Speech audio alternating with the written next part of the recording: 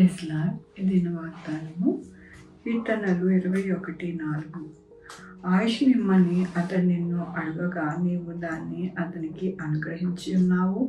సదాకాలము నిలిచి దీర్ఘాయువు నీవు దయచేసి ఉన్నావు. ఎంత గొప్ప వాగ్దానాన్ని దేవుడు అనుగ్రహిస్తూ ఉన్నారండి.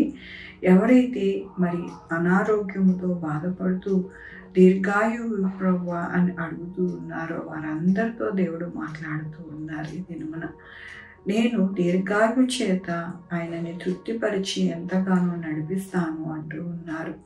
మనకి ఆరోగ్యమును ఆ దీర్ఘాయువును అనుగ్రహించేది మన దేవుడే. ఆయన తప్ప ఇంకా వేరే మార్గం అంటూ మనకి లేదు. అందుకని ప్రతిదినము మనము ప్రార్థించాలి. ఆయన మనకి ఆరోగ్యం ఇవ్వాలని, మనకి చక్కటి మరి ఆయుష్ ఇవ్వాలని మనము అడిగినప్పుడు దేవుడు మనకి ఉత్తరం ఇస్తూ ఉన్నారు. మనకి అదే ఇక్కడ కనపడుతూ ఉన్నది. మనము అడిగామంట. అందుకనే దేవుడు అంటూ ఉన్నారు, నేను మీకు అనుగ్రహిస్తూ ఉన్నాను అంటూ ఉన్నారు. దేవుని వాక్యంలో ఏలయనగా రాజు యెహోవా యందు నమ్మిక ఉంచి ఉన్నారు, సర్వోన్నతుని కృపచేత అతడు కదలనివ్వకుండా ఉండును. అవునండి, ఎప్పుడైతే మనము నమ్మిక ఉంచుతామో అప్పుడు మనము కదలకుండా ఉంటాము. కదలని వారిగా స్థిరులుగా మన యొక్క హృదయములు ఉంటాయని దేవుడు సెలవిస్తూ ఉన్నారు. కాబట్టి మన జీవితాలలో ఎల్లప్పుడూ కూడా అధైర్యపడకుండా, చింతపడకుండా, బాధపడకుండా మనము గనక ఉంటే కనుక మన యొక్క రోగములు, బాధ, కష్టము అన్నీ కూడా పోయి చక్కటైన ఆరోగ్యముతో మనము ఉండి చక్కగా దేవుణ్ణి స్తుతిస్తామని దేవుడు సెలవిస్తూ ఉన్నారు. దీని కొరకు మనము కేవలం చేయవలసినది నమ్మికతో మనము దేవుని వైపు చూస్తే కనుక మన రోగములన్నీ మాయమైపోయి చక్కటి ఆరోగ్యవంతులుగా దీర్ఘాయువులుగా మనము ఉండి చక్కగా దేవుణ్ణి స్తుతించే వారిగా ఉంటామని ఈ దినమున దేవుడు సెలవిస్తూ ఉన్నారు. కాబట్టి మనం ఎందుకు దిగులు పడాలి, ఎందుకు బాధపడాలి, ఎందుకు మరి చింతించాలి? దేవుడే మనకి అన్నిటినీ కూడా అనుగ్రహించి సహాయం చేస్తానని చెప్పుతూ ఉండినప్పుడు మనము ధైర్యంతో మన యొక్క జీవితాలు, మన బిడ్డల జీవితాలు మనము మరి ప్రార్థనాపూర్వకంగా ముందుకు వెళితే కనుక అన్ని విషయాలలో మనము జయము పొందుకుంటామని ఈ దినమున దేవుడు సెలవిస్తూ ఉన్నందుకు దేవునికి వందనాలు చెల్లిస్తూ ఉన్నాను. ఈ దినమున పుట్టినరోజు, పెళ్లి రోజు అనేక శుభదినములు చేసుకుంటున్న వారందరికీ కూడా నిండారుగా శుభాకాంక్షలు తెలియజేస్తూ ఉన్నానండి. మీ జీవితంలో దేవుని యొక్క ఆశీర్వాదము, ఆయన బహుమానము, ఆయన దీవెన మీకు కలుగును గాక. ప్రార్థించుకుందామండి.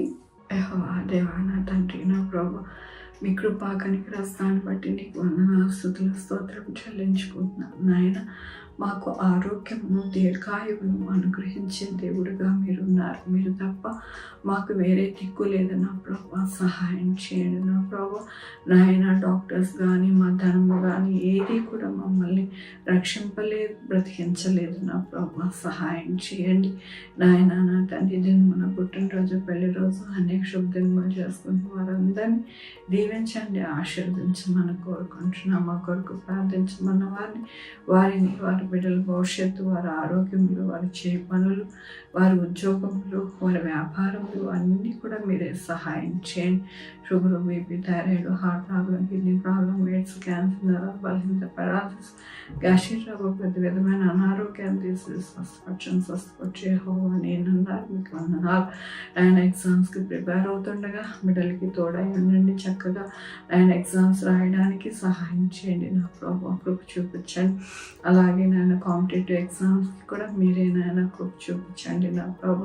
బిడ్డలు రాకపోకలందు తోడై ఉండండి. 2-వీలర్, 4-వీలర్ బస్సెస్, ట్రైన్స్, ఏరోప్లేన్లు ప్రయాణం చేస్తుండగా సుఖవంతమైన ప్రయాణం దయచేయమని కోరుకుంటున్నాను. తల్లి బిడ్డ క్షేమంగా ప్రసవించడానికి సహాయం చేయండి. బిడ్డలు లేని వారికి బిడ్డలు దయచేయండి నాయన. బిడ్డలందరూ కూడా నాయన చక్కగా నాయన మంచిగా ఉండడానికి సహాయం చేయండి. ఎండలు ఎక్కువ లేకుండా ఉండడానికి మీ కృపని అనుగ్రహించమని కోరుకుంటున్నాను. మీ కృపా కనికర దీవెన అనుగ్రహిస్తారని మీకు వందనాలు చెల్లించుకుంటూ నా ప్రభు, నా రక్షణ యేసుక్రీస్తు పరిశుద్ధమైన నామమున అడిగి వేడుకుంటున్నాం తండ్రి. ఆమేన్. తండ్రి, కుమార, పరిశుద్ధాత్మ సదాకాలం మనందరికీ తోడై ఉండును గాక. ఆమేన్. God bless you.